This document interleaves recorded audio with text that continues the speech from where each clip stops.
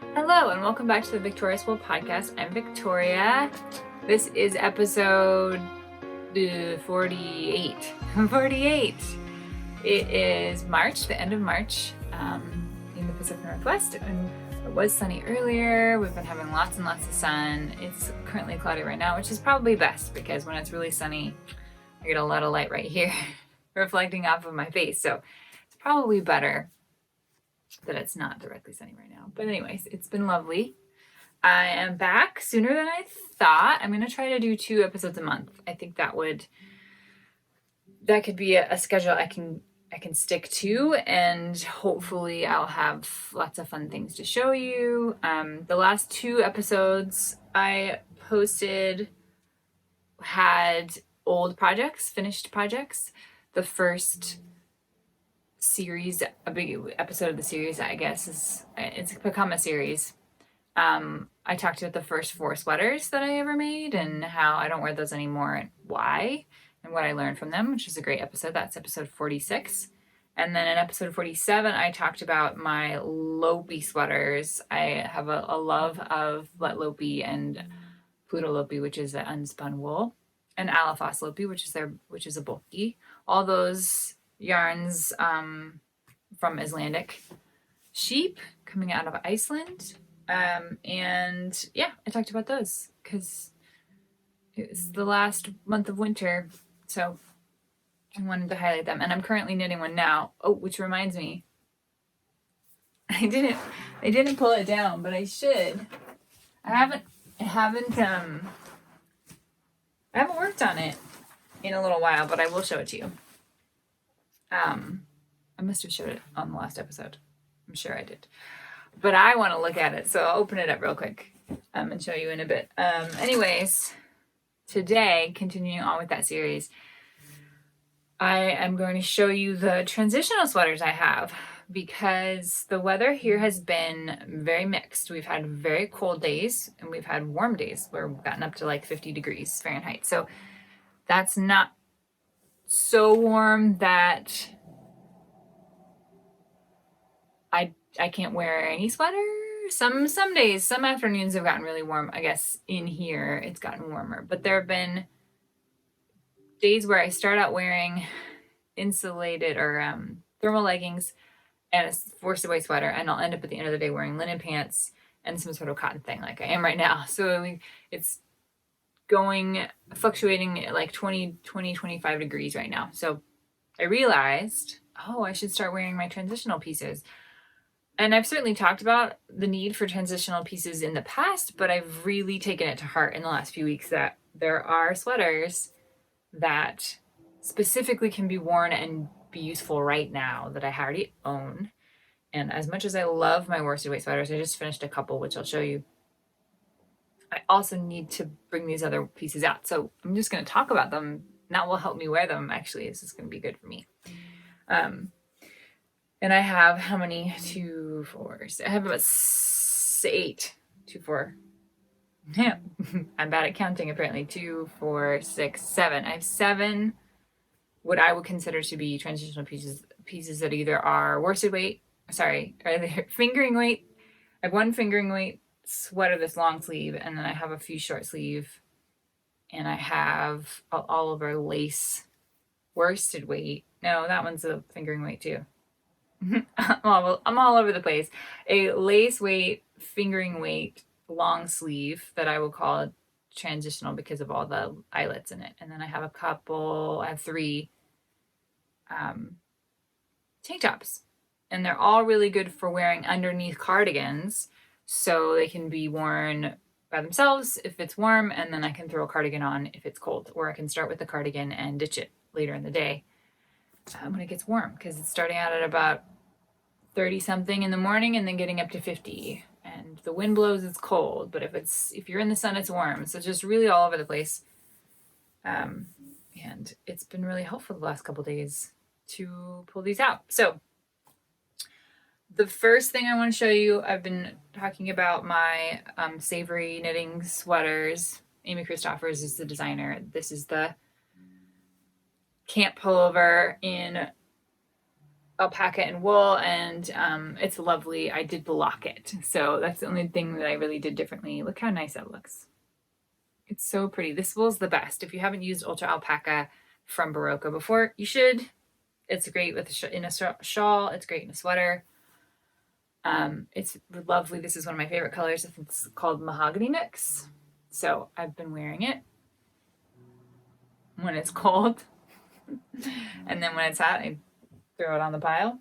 The other one I finished and then blocked since last recording is the Felix, which is also an Amy Christoffers pattern in Peace Fleece. So this is very woolly. Smells so good. Anyways, I haven't tried it on since I blocked it because it's really too warm right now. I don't think I've started off the day.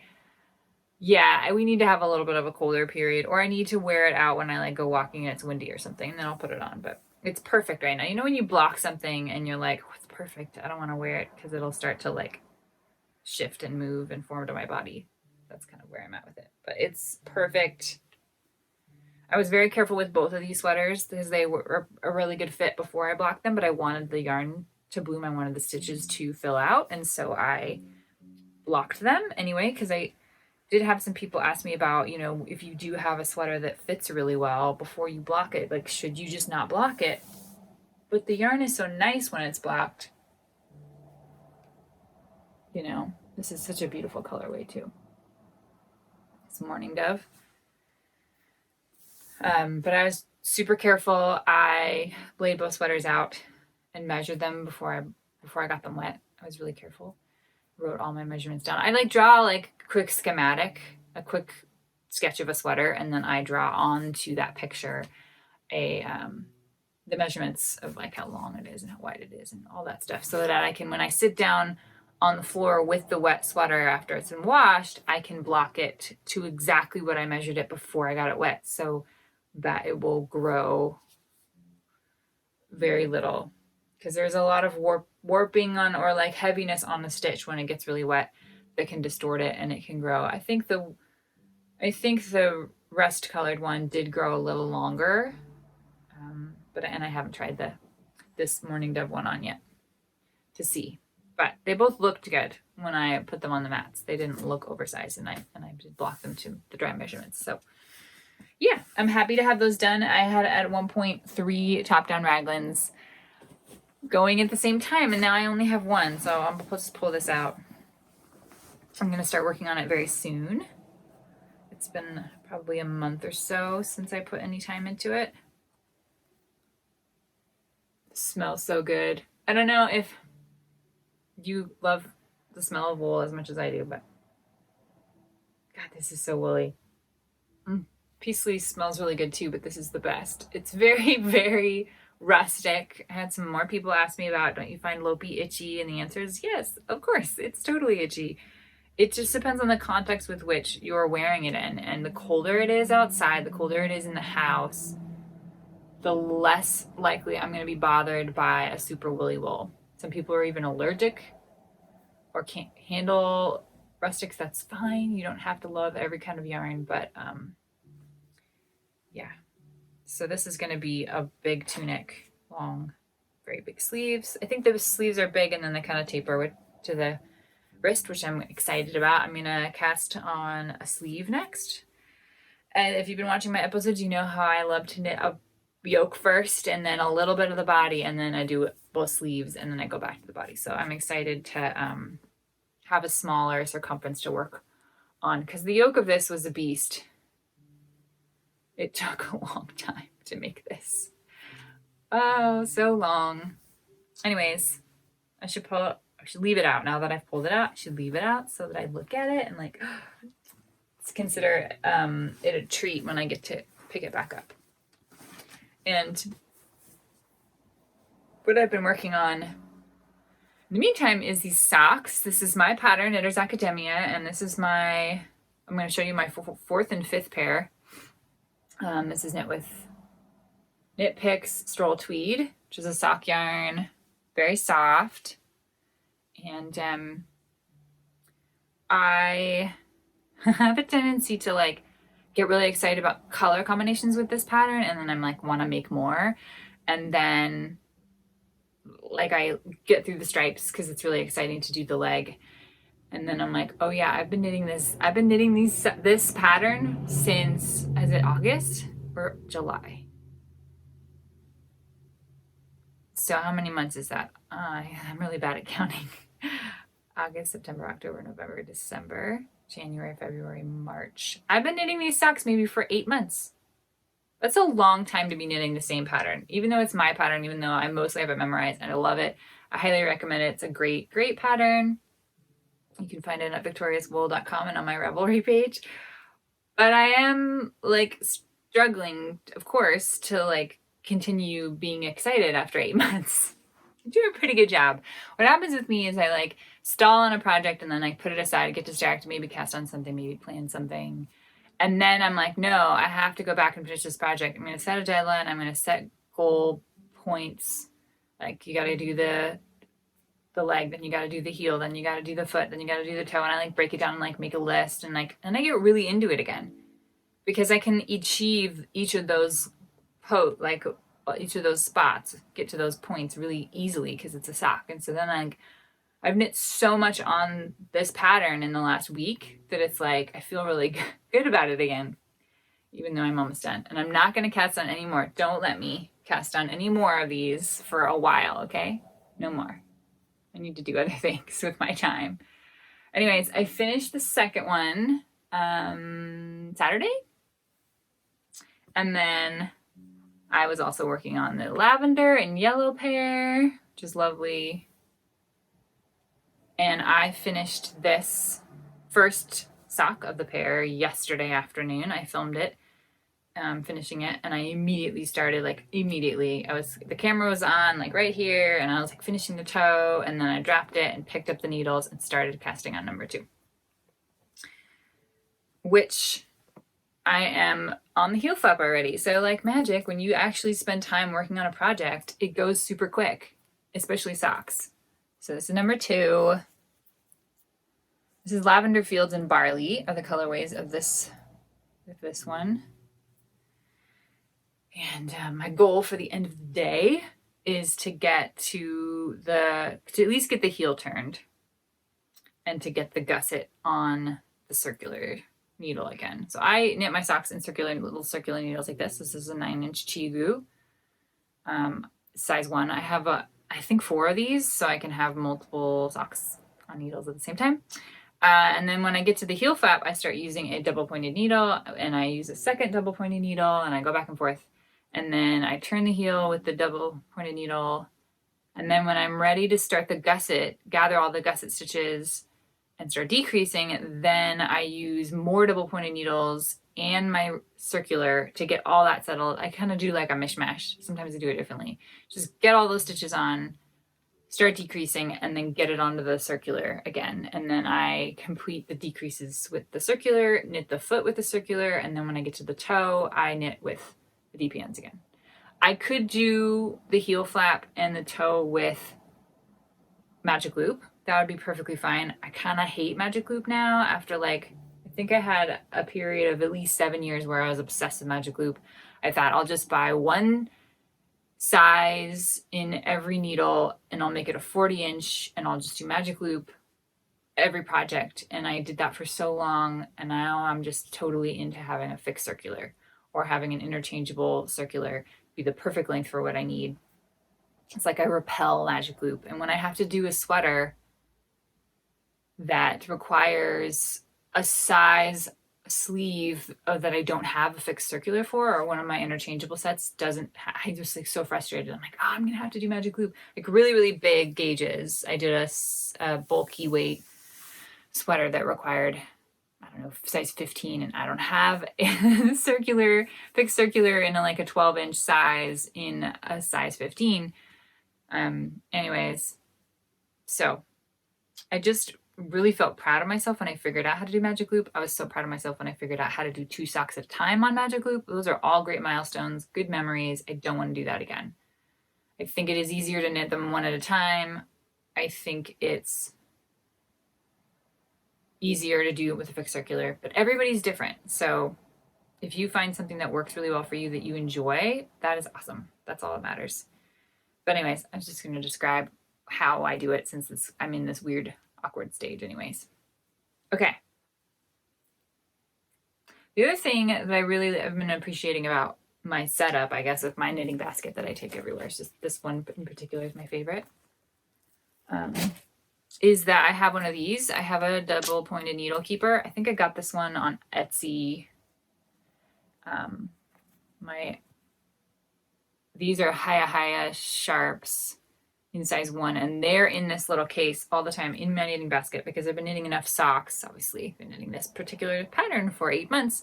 Anytime I need double point needles, they're just sitting in my basket, and it's been really nice.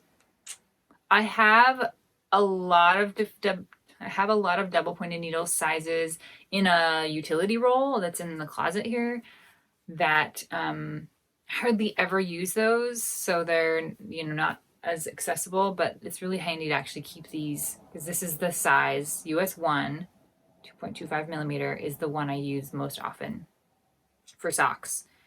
So it's nice to just have it.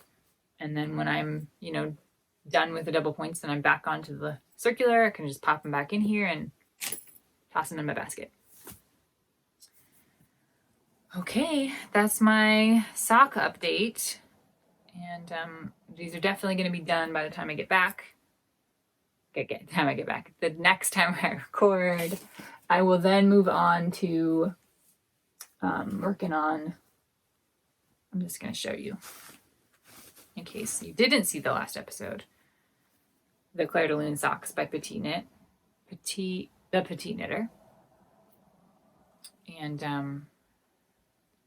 I am going to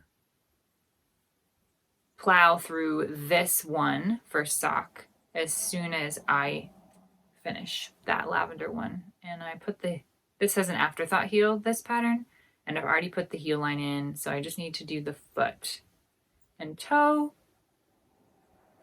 and then I can start number 2. And number 2 will have the opposite contrasting main color, so the top will be yellow and the background will be blue, and I'm excited to get that going. I would start the second one. If you know me and you've been following any of my sock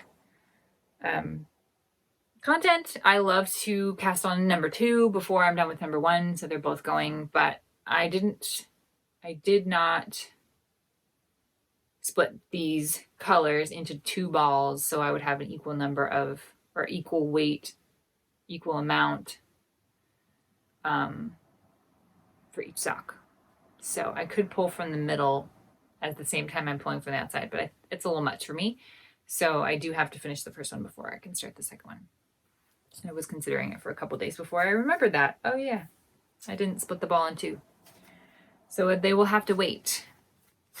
Once I'm done with those lavender socks, all I'm going to have is this Lopi sweater and these. I'll only have 2 projects, which is great. I think at the beginning of the year, I had only 1 project. Just really fun. After having kind of really an impulsive cast on kind of personality for so many years, it's really nice to be able to just finish everything and then be like, what do I want? What do I feel like making now? Like, what do I need in my wardrobe? What do I care about making? What do I need to make for my own designs? Do I want to make my patterns again? There's a lot of freedom there. So, okay. I picked up this to wear in transition. This is Zweig by Caitlin Hunter. Used Farmer Daughter Fibers yarn for this. So it's the green with a white. And this is a great one. It's knit in fingering weight, I think on a size 5. So it's fairly open gauged. But yeah, this is great. It's a good transitional pattern. Then I picked out Pink Velvet by Andrea Mowry. I do love the color work pattern on this one. And this was probably my widow list sweater. It probably should have been a little longer. I was wearing it with linen pants yesterday, and I did have to wear a tank top underneath. See how if it was just like a little bit more like that, then that would be good. But anyways, It's cute. I like the sleeves. They're kind of elbow length. Lamb String Studios yarn, I think. Lamb String something. She makes a lot of really dark colorways and highly saturated. This is superwash yarn. The fuzzy white is, I think, from Kelbourne Woolens. So that one's getting some wear. This one, it does really go underneath cardigans really well. I've been wearing it underneath my black gray love. Then I will leave out and start wearing my Ghost Horses by Caitlin Hunter. Finished this one last year. The sleeves on this one are not my favorite. They're still a little too big. I did a lot of work to make them not be ridiculously big. They're still a little bit small. So this would probably be good to wear underneath a cardigan. But this is a lot of work to do this one. And it's a, I think, DK weight or sport. No, it's sport. Sport weight in Spin Cycle. Both they're dyed in the wool and Wilder, I think, base. That's just solid Rambouillet 2-ply. So yeah, this is a good one. This is a little warmer than the first two, so maybe on like more colder mornings I could use this. Then I pulled out Tensile by Emily Green. This is a Brooklyn tweed pattern, and this is an all over lace. I finished this during COVID, right at the beginning of 2020, March 2020, because we didn't do farmers markets for about 6 weeks at the start of COVID. Everything was shut down, and thought, what should I do? Well, I'll just finish that all over lace fingering weight sweater that I have to piece together, and it was really fun experience. This one's a little warmer, but it obviously has a turtleneck, obviously long sleeves, and a little boxier, but it's pretty nice. It looks good tucked into skirts and pants and stuff, so I need to leave this one out. I'll start wearing this a little bit more. Then the tank tops are gonna have to go way back to when I made the over the top tee from Pearl Soho. So this is a fun construction. Sorry, they're all creased because I pulled them out of their storage, so they're indented. But you start at the bottom and you knit back and forth, and then you do some shaping, and then you knit down the back, and then you seam the sides together. It's pretty easy. And the wrong side, the purl side, is out. And this is with their line weight. Right? Is it called line weight? Let me think about this for just a sec. It's linen quill mixed with, I think, line weight, which was a linen twiny, like big ball. I think it's line weight. No, line weight's a wool. I'll have to look it up and put it down below. It's the yarn the pattern calls for on the website too. So if you go to Google or whatever you use for your search engine and you put in over the top tee Pearl Soho, it'll pop up. It's a free pattern on their blog, and they recommend yarn for it. And it's a really good one to go underneath a cardigan. And I think together it makes more like a DK weight, although this is almost worsted feeling. Worsted. It's worsted then. Okay. And I made 2 Amigas. A couple summers ago, I made a pink Amiga. So it's this little tank. This is Dammy Hunter from Magpie Fibers. They did make a yarn that was cotton. I think cotton wool? Cotton silk? Called Solstice, that they no longer make. So, which is really unfortunate because this yarn is so nice, and this is a perfect warm weather underneath a cardigan. You knit side to side, so you knit one of the diagonal stitch patterns here, and then you knit across, and then you knit the other one. You do that twice, and then you seam it up and leave space for the arms. And then I made a white one last year, which I made from Brooklyn Tweed's Arbor, which is a DK weight. And It's a little smaller. I was really careful to measure, but let me hold them up together and see. Yeah, it's a little bit smaller, probably like an inch smaller. I could have blocked it bigger, and it might stretch if I wore it. I need to wear it underneath a cardigan. It's a little smaller. So it was a little snug, but I wanted a white one. Yeah, those are my warmer weather, transitional weather garments. Transitional if you wear them with a cardigan, like I was saying. Yeah, so I'm going to leave them out. That's what I like to do. I like to leave out a stack. All of my wool and finished stuff is in plastic to protect from the moths, which I have not seen a lot of moths lately. I know we just got out of winter and everything. It's been really cold, but I'm hoping that we won't have them as bad. It's been a while since I got new traps. I get traps, the sticky traps online, and just put them, you know, right at the entrance of my closet, and where they were infected, where the main source of them was the bottom of the stairs here, because we have this old wool carpet. Maybe it's wool, maybe it's not.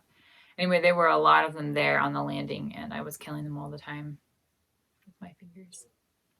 Sorry if that's gross. I just sort of got over it because I was like, I gotta do something about it. I can also spot them from across the room. Even on a white wall, I can totally see them, and I just have to go up and get them.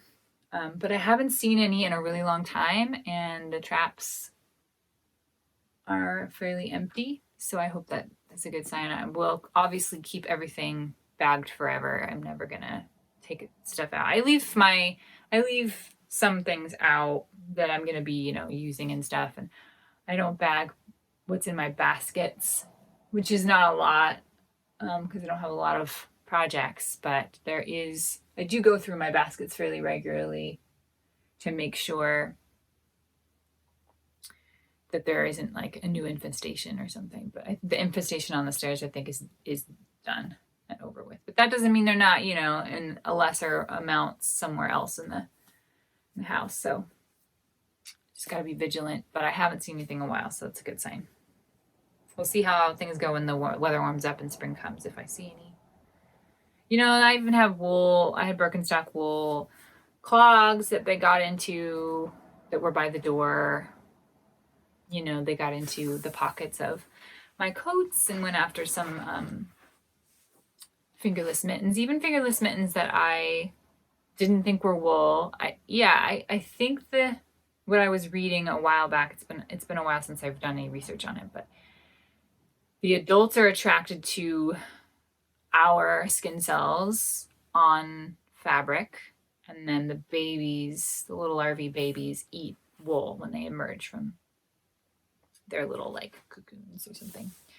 So it was the babies that actually make holes in your wool, but the adults are attracted to it. So those little babies are chomping at my fingerless mitts. Anyways,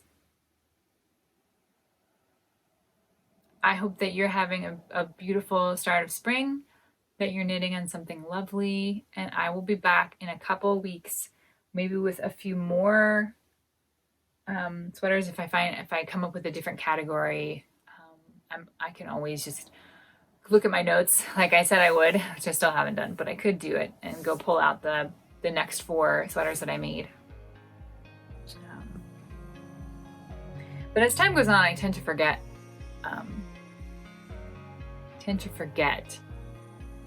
the thought processes I had, why I chose certain things. Those first 4 were pretty distinct, but anyways, okay, I'll talk to you later.